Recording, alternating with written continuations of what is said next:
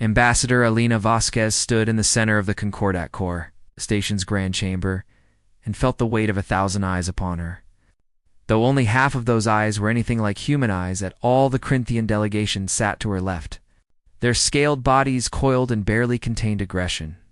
Their leader, Warlord Krathix, drumming his claws against the metal table in a rhythm that every species in the room recognized as a threat displayed to her right.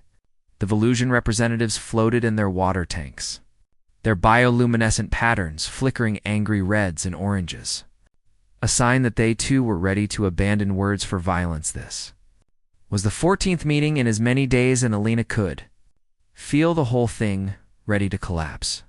Into the dispute was technically about mining rights in the outer Sargasso Belt, a region of space rich in rare metals that both species claimed through ancient territorial agreements that contradicted each other in every meaningful way. But Alina knew it was never really about the minerals or the territory. It was about pride and power and the eternal question of who would bend and who would break.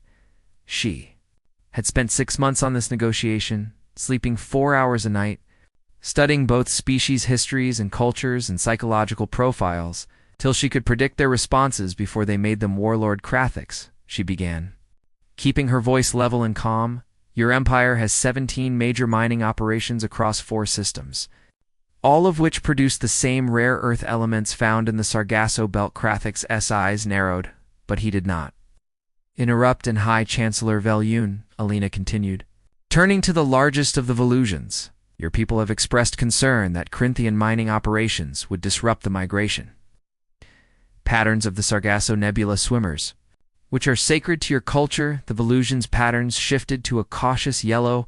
I propose a joint scientific survey, Alina said, conducted by neutral parties from the Thrain Collective, to determine the actual impact of mining operations on the nebula swimmers. We do not need, Krathix began, his voice a growl. If the survey shows minimal impact, Alina continued, speaking over him with just enough force to show she would not be silenced, but not so much as to give offense. Then the Corinthians receive mining rights to 60% of the belt, with the remaining 40% designated as a protected zone for the swimmers. 60%? Krathix's claws stopped drumming. And if the impact is significant, Alina said, turning back to the Volusians, then the entire belt becomes a protected zone, and the Corinthian Empire receives equivalent mining rights in the Kepler 442 system, which your species has no cultural or economic interest in. The room fell silent. It was not a perfect solution, and it would make neither side happy. But that was the nature of real diplomacy, the kind that prevented wars rather than won them after. 17 more hours of negotiation over details and implementation timelines and oversight committees. Both sides agreed. Elena left the chamber exhausted, her assistant Marcus falling into step beside her as they walked through the curved corridors of the station. Another war prevented, Marcus said with a tired smile. Another war delayed, Alina corrected. Though she allowed herself a small moment of satisfaction, they passed through the observation deck where the great window showed the sweep of the galaxy beyond. Billions of stars representing trillions of lives, all held together by treaties and agreements and compromises, like the one she had just brokered. Do you ever wonder if they respect us? Marcus asked quietly. Alina knew what he meant without asking. Humanity had joined the Concordat 150 years ago, emerging from their home system with faster-than-light travel and dreams of finding their place among the stars. They had found that place. But it was not the place many had hoped. 4 humans became the diplomats, the mediators, the healers and teachers and negotiators. They ran hospitals on frontier worlds and operated relief missions in disaster zones and sat in rooms like the one Alina had just left, preventing species with superior technology and longer histories from tearing each other apart. It was noble work, an important work, and Alina believed in it with every fiber of her being, but she also knew that the other species saw humanity as soft, as weak, as a species that talked because they could not fight the Corinthians. Call us the galaxy's servants, Marcus continued, his voice bitter. Let them, Alina said, though the words stung because she had heard them too. Whispered in corridors and spoken openly in council chambers where humans were not present but were their intelligence. This network still reached what the other species did not know. What they could not know, because humanity had hidden it so carefully, was that humans chose Pisit. It was not a weakness or an inability, but a conscious decision made. Oh. 150 years ago, when humanity first reached for the stars in the archives on Earth, locked behind encryption that would take 1,000,000 years to break, were the records of what humanity had been before they left their cradle. World, there were videos of cities burning and oceans boiling, and weapons that could crack continents and poison atmospheres for generations. There were casualty reports from conflicts that killed billions, not over resources or territory, but over ideas and religions and ethnic differences, so minor that explaining them to alien species required hours of context. Humanity had warred against itself with such ferocity and innovation and terrible efficiency that they had come within hours of rendering their own planet uninhabitable. The survivors, looking at the ashes of their civilization, had made a choice never again. They had encoded it into their laws and their culture and their education, teaching every human child born since then that war was the ultimate failure, that violence was the tool of those who lacked imagination and compassion. When humanity finally achieved faster-than-light travel and discovered they were not alone in the universe, they had come with that philosophy embedded in their society. They would be the peacemakers, the ones who remembered what war truly cost, and who would work tirelessly to ensure that no other species had to learn that lesson the way humanity had. Lena believed in that mission completely. She had devoted her life to it, sacrificing relationships and family and any hope of a normal existence to serve in the diplomatic corps. But standing here now, watching Krathik's ship depart the station with its warrior banners flying in victory despite having gained only a compromise, she felt something stir in her chest that she did not want to name. It felt like anger and frustration, and a question she had never allowed herself to ask. What if choosing peace was only viable when others respected that choice? What if mercy was only possible when it was not mistaken for weakness? She pushed the thoughts away and turned from the window.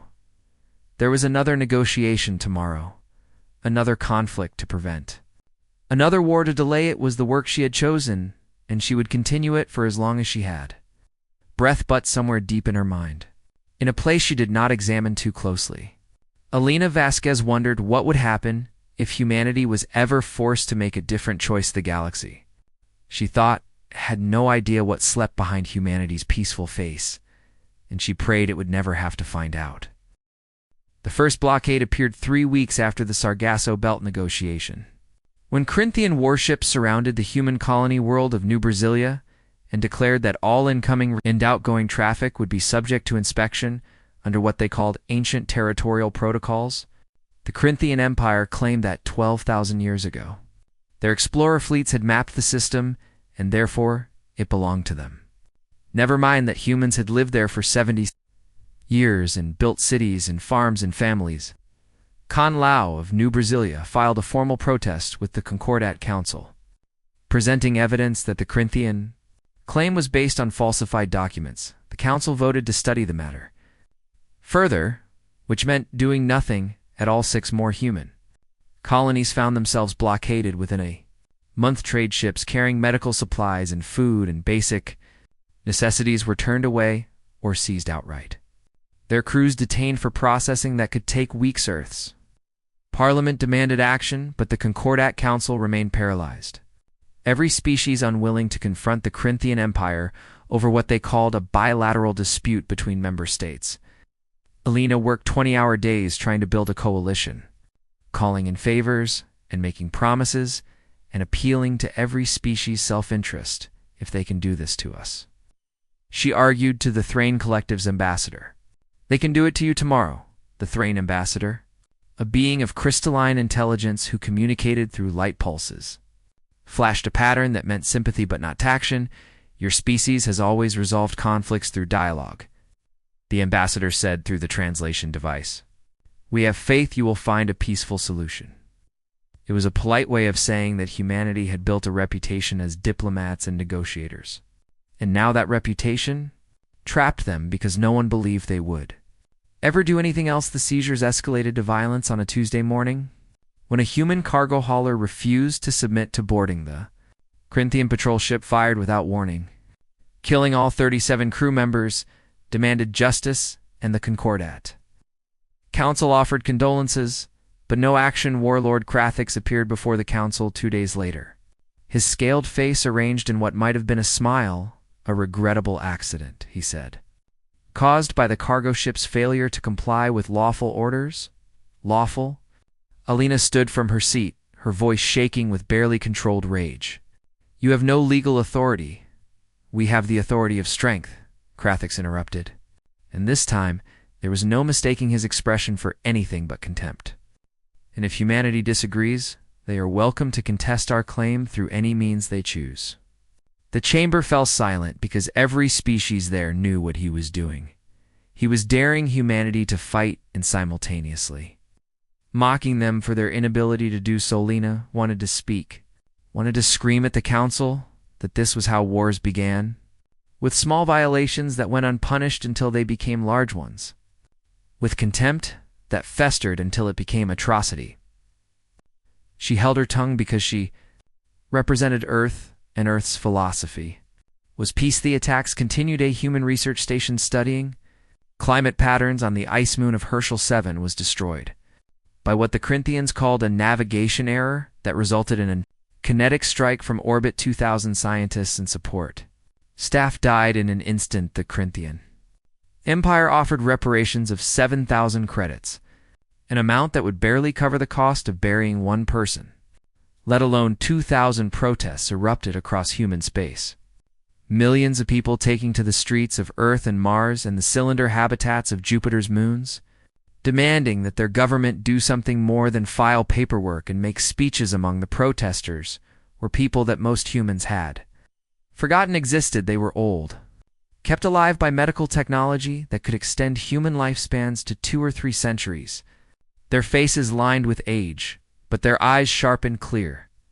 They were veterans of Earth's last wars, the ones fought before humanity reached for the stars, before they made their choice to pursue peace above all else for 150 years.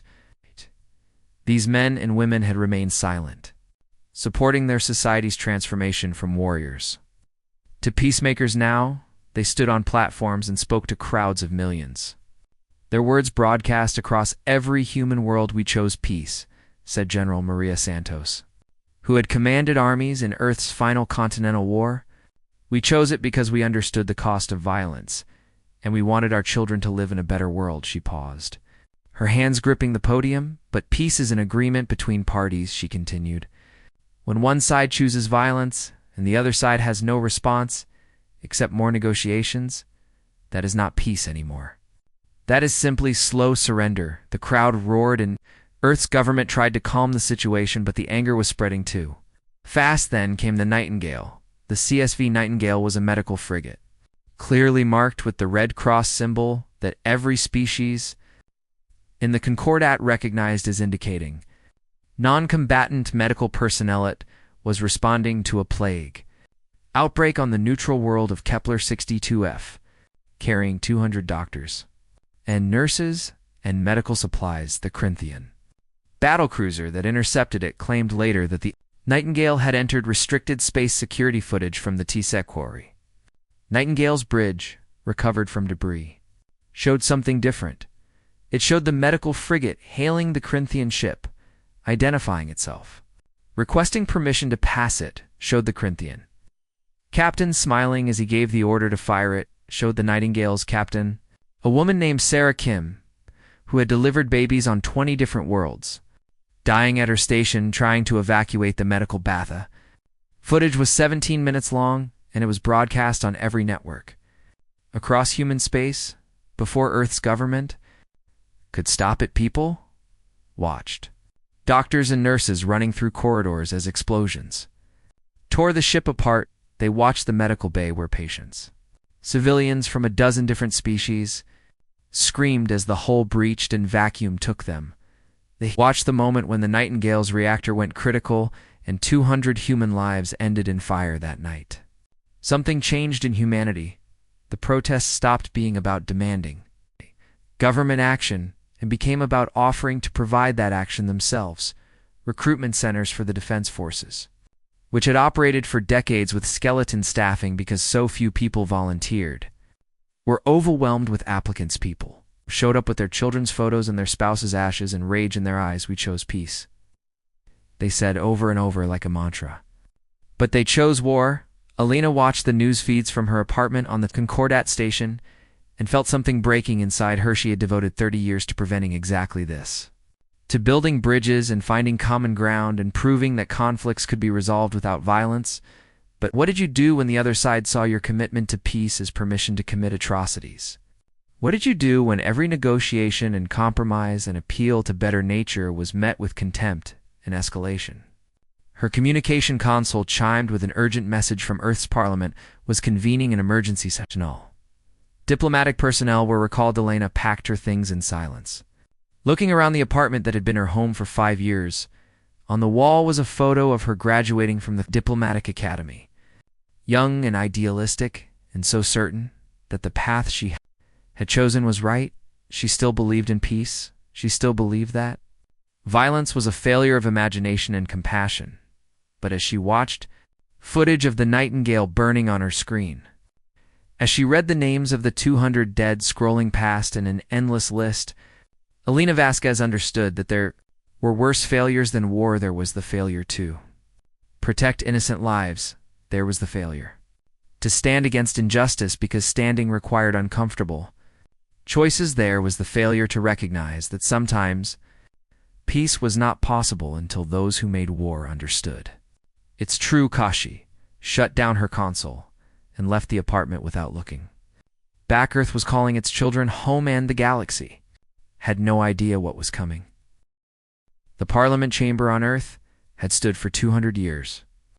Built in the optimistic early days of human unity, when the nations of Earth finally merged into a single government dedicated to reaching the stars together, its walls were lined with murals showing humanity's journey from their cradle world to the galaxy beyond.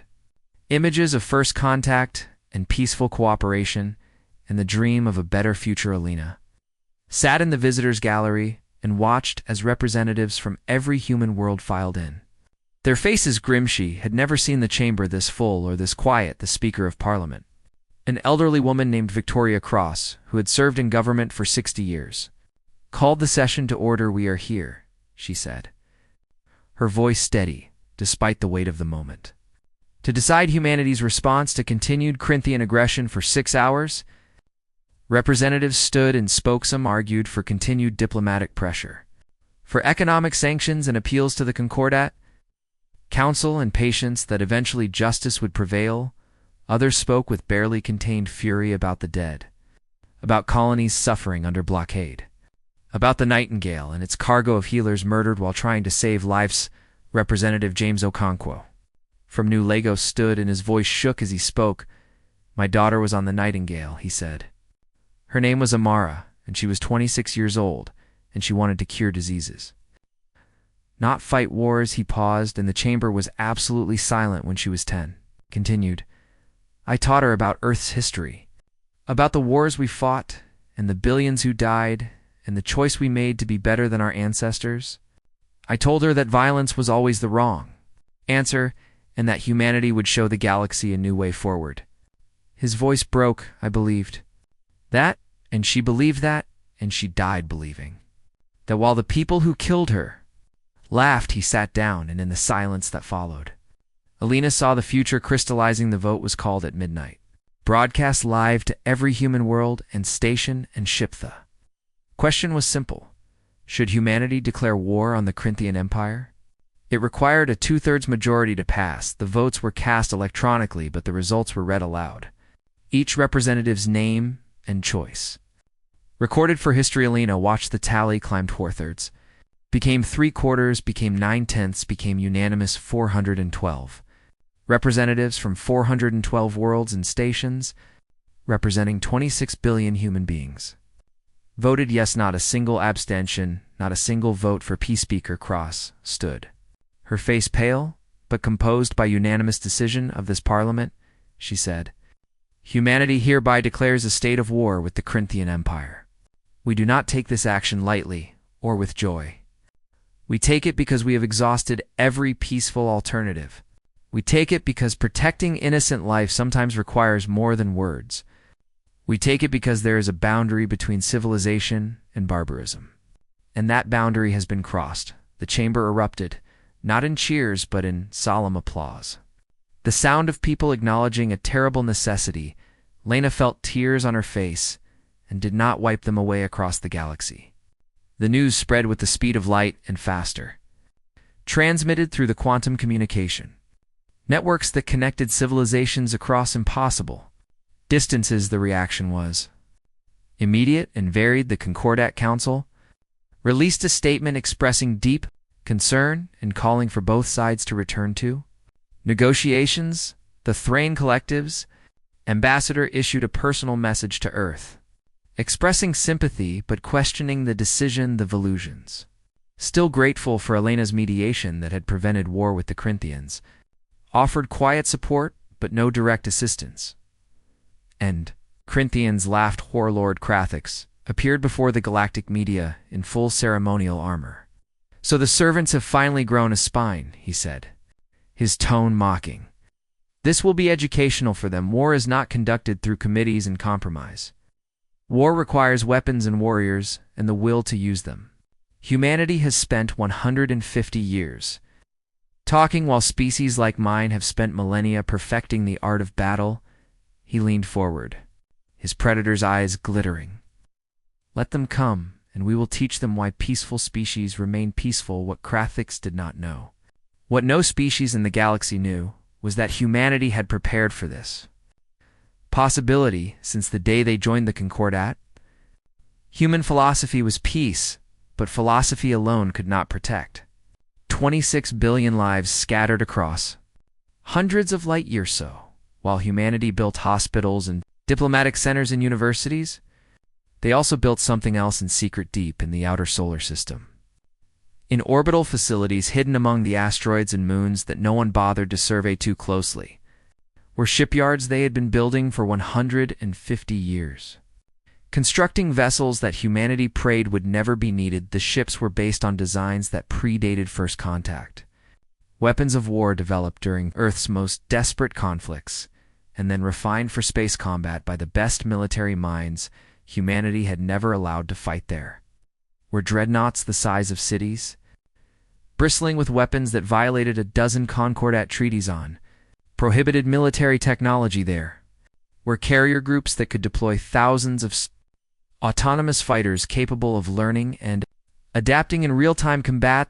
There were stealth ships, equipped with electronic warfare systems designed by hackers who had spent decades studying every known alien computer architecture. And there were Marines, soldiers trained in facilities on remote moons and asteroids, who had volunteered knowing they might spend their entire service without ever seeing combat. They had trained in secret, running simulations and war games against AI opponents programmed to fight like every known military power in the galaxy. For 150 years they had prepared for a war they hoped would never come. Now the preparation was over within 48 hours of Parliament's declaration. The call went out across human space on channels that had been silent for a century and a half. The codes were old, dating back to Earth's final wars, but every human government had maintained them. They said simply, "The reserves are activated in farming worlds and industrial stations and university campuses." People received messages on devices they had carried for years. Without ever expecting them to activate, they said goodbye to families and reported to hidden depots and picked up equipment that had been waiting for them in sealed storage. School teacher on Tau Ceti became a fighter. Pilot again, a construction worker on Mars retrieved a sniper rifle he had not touched in 30 years. His grandmother on Earth's moon kissed her grandchildren and put on the uniform of an admiral within 72 hours. The Earth Defense Fleet assembled at rally points across human space. Admiral James Chen stood on the bridge of the EDS Indomitable. A dreadnought that had never fired its weapons outside of Tesseia was 73 years old, young by modern standards, and he had spent his entire career in the defense forces running peacekeeping, operations, and disaster relief missions, he had never wanted to be a wartime admiral, but as he looked at the tactical display showing 300 warships ready for his command, representing the largest military force humanity had assembled since leaving Earth, he understood that history did not care what anyone wanted. All ships report ready. His tactical officer said. Chone nodded and opened a channel to the fleet. 150 years ago, he said, humanity chose peace because we understood what war costs. We still understand that cost, but we also understand that some things are worth fighting for. Today we fight for the innocent lives taken. We fight for the colonies under siege. We fight to show the galaxy that humanity's choice of peace was just that, a choice. And we fight to restore the boundary between civilization and barbarism that the Corinthian Empire has violated. He paused. Thinking of the Nightingale and its cargo of healers, all ships, he said quietly, jump on my mark. The fleet vanished from human space in bursts of twisted light when they emerged. It would be at the Corinthian blockade line's end. The galaxy would learn that humanity had not forgotten how to make war. They had simply chosen to remember why they should not. The Corinthian blockade fleet at Proxima Centauri consisted of 47 warships arranged in standard defensive formation around the human colony below. Commander Veshkir of the Corinthian Navy sat in his command chair reviewing reports from his sensor officers, bored and convinced that this entire operation was a waste of military resources. The humans would file protests and hold meetings and eventually accept the new reality, because that was what humans did when his sensors detected the incoming jump signatures. He assumed it was a supply convoy that had somehow missed the blockade notices. Then the Earth's defense fleet emerged from faster than light travel, and Veshkir's assumptions died. 300 human warships materialized in a formation that no species had seen from humanity before. Not in exercises or parades or peacekeeping operations. They came in a pattern that Veshkir's tactical computer identified as a hammer and anvil configuration, something from human military history that predated their contact with the galaxy. All ships, battle stations, Veshkir commanded. His earlier boredom replaced by something close to shock. Deploy defensive screens and prepare to engage. The Corinthian fleet moved into combat formation with the efficiency of a warrior species that had fought wars for 10,000 years. They had superior numbers in this system, counting the reinforcements that had arrived yesterday, and their ships were designed by engineers who understood that war was the natural state of intelligent. Specious Feker opened a channel to the human fleet, intending to offer them one chance to retreat before he destroyed them. Admiral Chun's face appeared on his view screen. Calm and expressionless. You are in violation of Corinthian territorial space, Veshkir said, reciting the formal challenge. Withdraw immediately, or be destroyed. No. Chen replied simply. It was not the response Veshkir expected. This is your final warning, Veshkir said. Uncertain now, we have 83 warships to your. The human fleet attacked, but it was unlike anything Veshkir had seen in 4 decades of military service. The human ships did not charge forward in a glorious frontal assault like the Corinthians would have done. Instead, 30 of them vanished from sensors entirely, their stealth systems so advanced that Veshkir's equipment could not track them. Another 50 broke into small groups and began broadcasting false sensor signatures, making it appear that there were 600 human ships instead of 300. The remainder launched what appeared to be fighters, but moved with coordination that suggested AI guidance. Thousands of small craft that wove through space in patterns too complex for biological pilots. Destroy the fighters, Veshkir ordered. Lock weapons on his tactical officer's station exploded, not from weapons fire but from within. Sparks and flame erupting as the computer systems overloaded to cross the bridge. Half the consoles were showing error messages in languages Veshkir did not recognize. We are being hacked, his communications officer reported, her voice rising with panic. Something is inside our networks. The AI virus had infiltrated Corinthian systems the moment the fleets came within communication range. A piece of code so sophisticated that it had been developed by humanity's best hackers working with quantum computers for a century. did not destroy systems, but corrupted them, feeding false information to weapons targeting, reversing command inputs, and generally turning the Corinthian ship's own technology against them when Veshkir ordered his fleet to fire. Half his ships shot at each other when he ordered evasive maneuvers. A third of his vessels accelerated directly into incoming fire, the human fighters, now revealed to be semi-autonomous drones with learning algorithms. Adapted to every defense the Corinthians deployed, they learned from each destroyed unit and shared that knowledge with the swarm, becoming more effective with every passing second. Then the stealth ships reappeared, not in front of the Corinthian fleet, but behind it. Having used the chaos to position themselves perfectly, the battle became a slaughter. The humans fought with tactics that suggested centuries of theoretical development. Every move coordinated with precision that made the Corinthian formation look clumsy by comparison. They used feints and distractions and psychological warfare, broadcasting images of destroyed Corinthian ships on all frequencies to demoralize the enemy. They hacked life support systems to flood Corinthian ships with sedative gas, capturing crews alive rather than killing them when possible. They deployed kinetic weapons that punched through shields designed to stop energy blasts most terrifying to Veshkir. They moved as if the entire fleet shared a single mind, 300 ships acting with such coordination that there was no gap between command and execution. It was only later that the Corinthians would learn about human neural interface technology, systems that allowed commanders to communicate at the speed of thought. By the time Veshkir ordered a retreat, he had lost 32 ships and the remaining vessels were barely functional. The human fleet did not pursue. Instead, Admiral Chen opened a channel to every Corinthian ship simultaneously. "You will withdraw from this system immediately," he said, his voice still calm. "You will take your dead and wounded with you.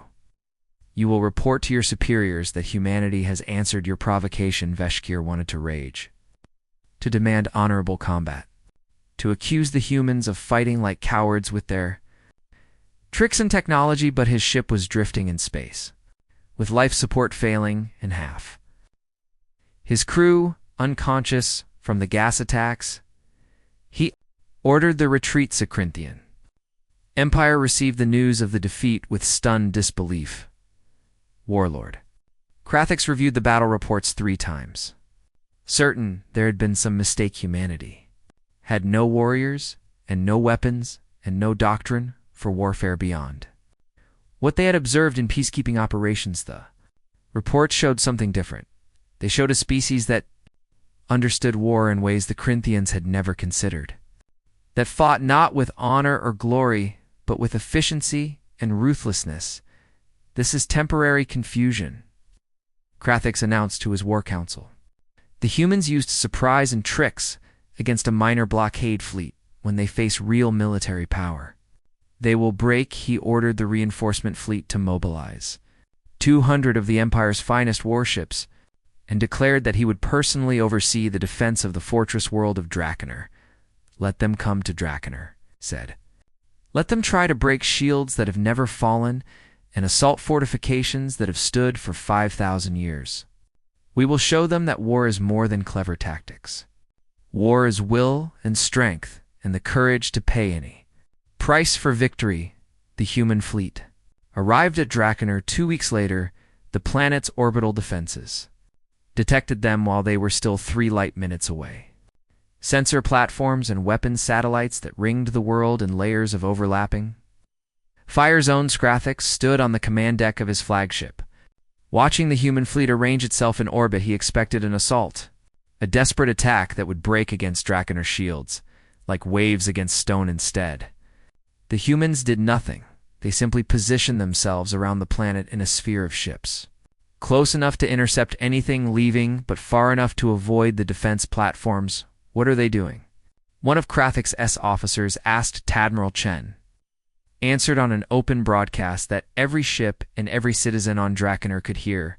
"We are not here to invade your world," Chen said. "We are here to teach you about boundaries. No ships will enter this system, and no ships will leave it. No supplies will reach you, and no reinforcements will arrive. You wanted to show us that. War is will and strength. Now show us if your will is stronger than time Krathix realized with growing horror. What the humans intended, they were not going to fight for Draconorthi. Were going to wait. The siege had begun, and the Corinthian Empire, bred for aggression and conquest, was about to learn that humanity fought wars with patience. Time, Admiral Chen had calculated, was a weapon that the Corinthians had never learned to defend against. The siege of Draconor entered its third month, with no end in sight inside the planetary shields. 3 billion Corinthians went about their lives under increasingly difficult conditions. Fortress World had been designed to withstand attack, not isolation, and while it could theoretically support itself indefinitely, theory and reality were different. Food production systems began to strain as imports stopped. Luxury goods disappeared from markets first, then basic supplies, then medicines. The Corinthian military, proud and aggressive, found themselves trapped behind their own defenses with an enemy that refused to engage.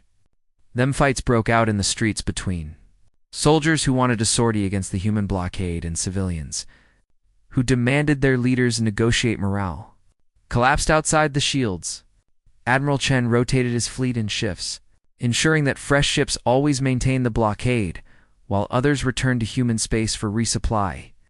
Studied reports from his intelligence officers who monitored communications from the planet below, watching as the Corinthian Empire slowly tore itself apart from within. Sir, his first officer said during one morning briefing, reconnaissance shows the Corinthian reinforcement fleet assembling at the Kelver staging area. How many ships? Chen asked. 347 capital ships plus support vessels. Chen nodded. Unsurprised, the Corinthians were committing nearly half their total military strength to breaking the siege and form the fleet. Operation Anvil is in effect. The Corinthian relief fleet arrived 6 days later, with Warlord Krathix commanding from his personal flagship. He had spent the journey planning the battle, studying the human tactics from Proxima Centauri, and developing countermeasures. Fleet would approach in tight formation to minimize the effectiveness of human hacking attempts. His ships would use analog backup systems that could not be compromised digitally. His warriors would fight with courage and ferocity that no amount of human cleverness could overcome. The battle began as the Corinthian fleet crossed into the Draconor system. The human blockade fleet, appearing to panic at the sight of superior numbers, began to scatter. Krathix smiled as he watched them break formation. All ships attack, he commanded. Destroy them while they run. The Corinthian fleet surged forward in pursuit. That was when the trap closed from positions hidden in the asteroid belt and behind Draconor's outer moons. Another 200 human warships emerged. They had been waiting in silent running mode for weeks. Positioned precisely for this moment, the Corinthian fleet found itself surrounded, caught between the blockade force they had been chasing and the ambush force behind them. Maintained formation, Krathix ordered, but his voice had lost its certainty. What followed was not a battle, but a demonstration. The human fleet moved with coordination that still seemed impossible to the Corinthians. Every ship knowing its role and executing it flawlessly. They used the same tactics that had worked at Proxima, but refined now. Improved through experience, the AI viruses were more sophisticated, the drone swarms more numerous, the electronic warfare more comprehensive. But this time the humans added something new: psychological warfare operations that broadcast into Corinthian ships, showing the conditions on Draconor below. Civilians rioting in the streets, military units refusing orders, the slow collapse of a society under siege. They showed what defeat looked like and made sure every Corinthian warrior saw it. The battle lasted 9 hours when it ended. The Corinthian relief fleet had been destroyed or captured. Krathix's flagship drifted powerless, its weapons offline, and life support failing. Admiral Chen's face appeared on what remained of the bridge view screens. Warlord Krathix, Chen said, the Concordat Council has authorized mediation to end this conflict. Representatives will arrive within 48 hours if you wish to participate in negotiations rather than die in space. I suggest you accept. Krathix looked around his ruined bridge at the warriors he had led to destruction. His pride wanted to refuse to fight until the last ship was gone, but he was also a leader responsible for billions of lives, and he could see that continued resistance would achieve nothing except more death. I accept, he said. The words tasting like poison, the mediation took place. On a neutral station at the edge of Concordat. Spacecrafts demanded to meet Admiral Chen face-to-face before formal negotiations began. They met in a small conference room with only their aides pre-synchretics expected the human to gloat, to make dominance displays, to behave as any victorious warrior would instead. Chen looked tired and sad. "We did not want this," the Admiral said quietly. "Every ship we destroyed, every life we took, it was necessary but not wanted." Krathik's S-claws dug into the table. "You expect me to believe you take no joy in victory?" "No," Chen replied. "I expect you to understand that we are not like you. We do not fight because we love war or seek glory. We fight when we must to protect what we value. And then we return to peace, because that is who we choose to be."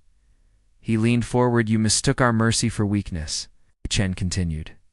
"You saw our commitment to diplomacy as inability to fight. You crossed a boundary that we drew in our own blood centuries ago. We nearly destroyed ourselves learning what war truly costs.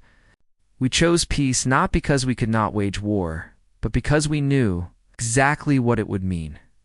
Krathix was silent for a long moment. "What do you want from us?" he asked finally. "Reparations for the lives you took," Chen said. "Withdrawal from all human territory and the disputed systems. Concordat observers to ensure compliance with the peace treaty.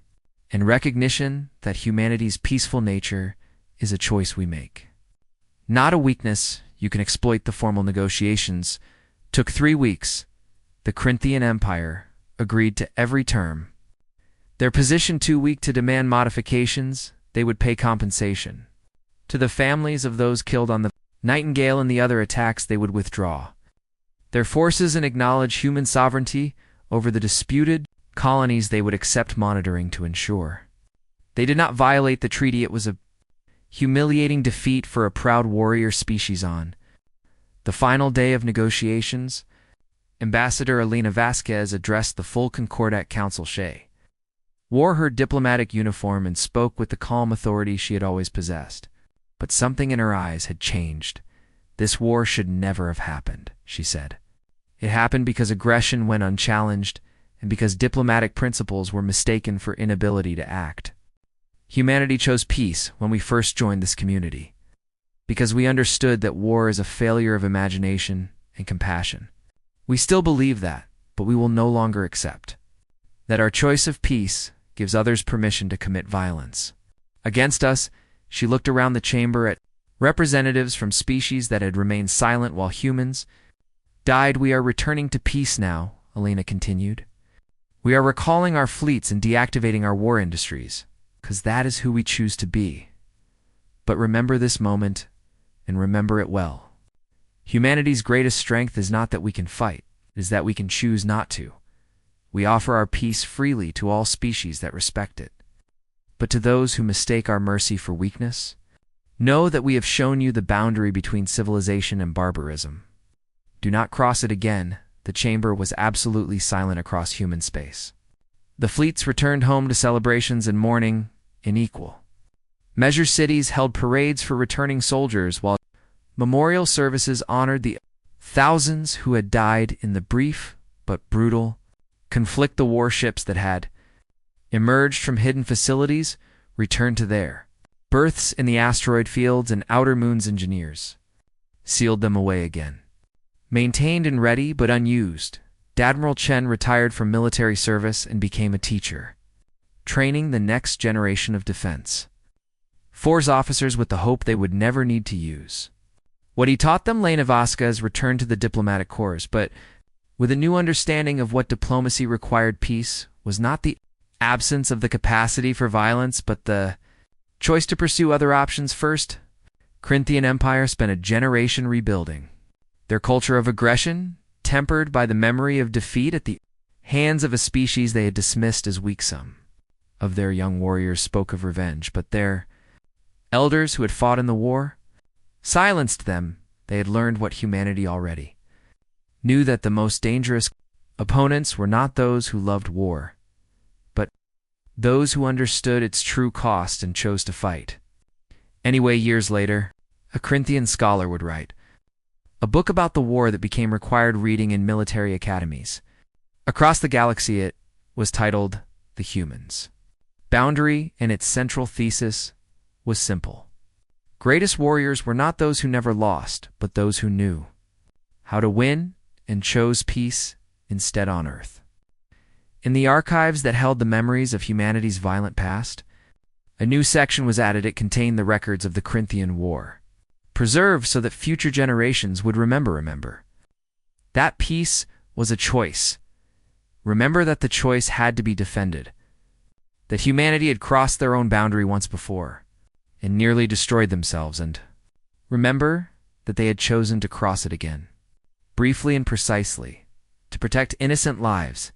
Then they had chosen to step back, because in the end, what made humanity different was not their capacity for violence, but their commitment to the dream that violence was not inevitable.